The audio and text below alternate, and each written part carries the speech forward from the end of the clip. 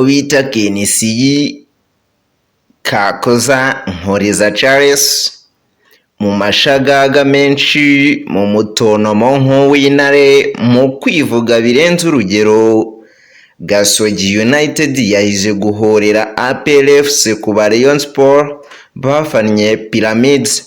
Umuyobozi wa Gasogi United Kakoza Nkoriza Charles uwo bakunze kwita Kenisi yatangaje ko ikipe yizaha amasomo abantu bose bo muri Rayon Sport bamaze iminsi bagaragaza imyitwarire kuri we atakunze, ahereye ku bakunzi bayo baherutse kugaragara bafana ikipe ya Pyramids FC yo mu Misiri.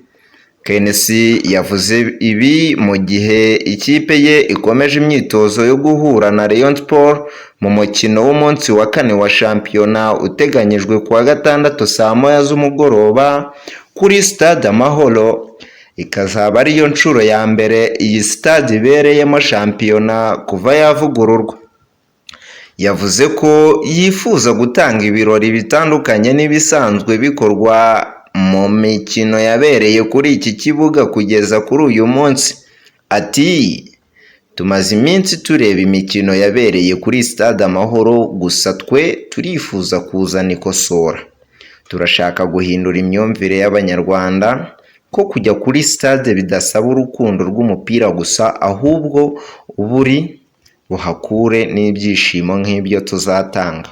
Uyu muyobozi yavuze ko Gasogi na Rayon Sport zamaze kuba abakeba bahurira muri Mega Derby, gusa avuga ko atanyuzwe n'imyitwarire bamwe mu bakunzi b'iyi kipe bamaze iminsi bagaragaza. Ati hari abasaza bahoze bayobora Rayon Sport, nabonye baherutse guhura, niba ari inteko itora niba ari iki, baratangaje ngo barashaka gutegura Gasogi United. Ndashaka kubabwira ko bazava muri stade barira. Nabonye n'abafana ba Rayon Sport barimo bafana Pyramids FC ikina na APR FC ejo bundi. Biriya bintu bakoze sibyo kandi nabyo kuwa gatandatu bazabyishyura. Gasogi United igiye guhura na Rayon Sport ari iyoboye urutonde rwa shampiyona n'amanota 7, mu gihe ikipe y'Inyanza yo imaze kubona amanota 2 yonyine mu mikino 2 imaze gukina kugeza uyu munsi. Kwinjira kuri uyu mukino ni amafaranga 2,000 mu myanya isanzwe yo hejuru, 3,000 mu myanya isanzwe yo hasi, 15,000 muri VIP, 30,000 muri VVIP, 100,000 muri Executive Seat ndetse n'900 muri Executive Box.